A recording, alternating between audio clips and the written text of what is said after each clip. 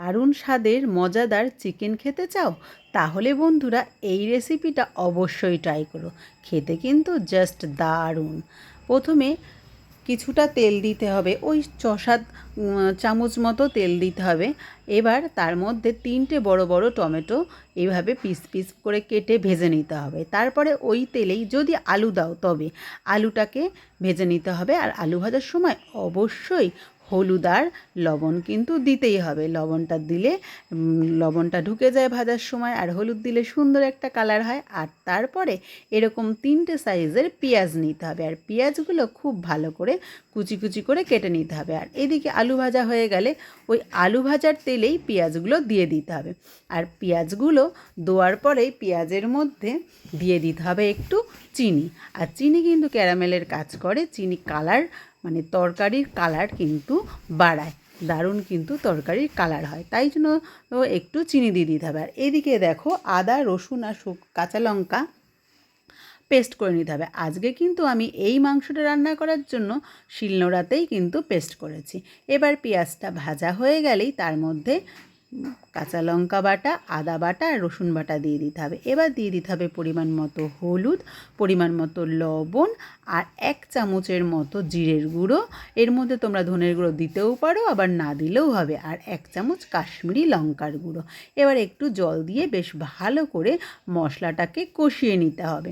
তারপরে এর মধ্যে দিয়ে দিতে হবে ভালো করে ধুয়ে রাখা চিকেনটা।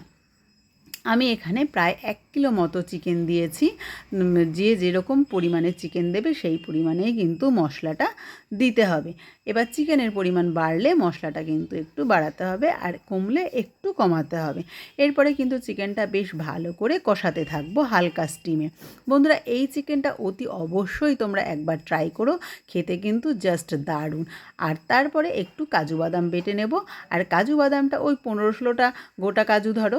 এবার কাজু বাদামটা বেটে মশলা যখন মাংসটা অর্ধেক প্রায় কষানো হয়ে যাবে তারপরে দিয়ে দেবো তার মধ্যে কাজু বাদামের পেস্টটা। তো বন্ধুরা আমার এই রেসিপিটা তোমরা যদি ফেসবুক থেকে দেখো পেজটা অতি অবশ্যই ফলো করে দিও।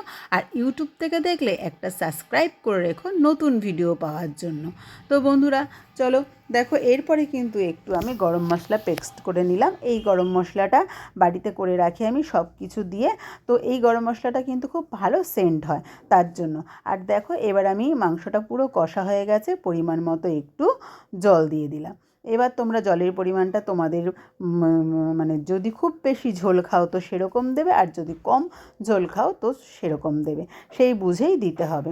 এবার উপর দিয়ে ভেজে রাখা টমেটোটাকে ছড়িয়ে দিতে হবে। আর তারপরে নামানোর আগে দিয়ে দিতে হবে গরম মশলাটা দিয়ে দেবো, আর তার সঙ্গে দিয়ে দেবো কাঁচা লঙ্কা। দেখো কাঁচা লঙ্কা কিন্তু যার একটু সুন্দর হয়েছে, এভাবে সে কাঁচা লঙ্কাটা দিয়ে খাবে। কাঁচা লঙ্কা দেওয়ার পরে আলু সবুজ সবুজ হলে লাল সবুজ দেখতেও খুব সুন্দর হয়। বন্ধ করে 10 মিনিট। আর দেখো 10 মিনিট পর তোমাদের দেখাচ্ছি মাংসের কালারটা কিন্তু জাস্ট বন্ধুরা দারুণ হয়েছে, খেতেও বেশি ভালো হয়। প্লিজ একবার ট্রাই করো আর কমেন্ট আমাকে জানাও কেমন হয়েছে। তো বন্ধুরা চলো টাটা।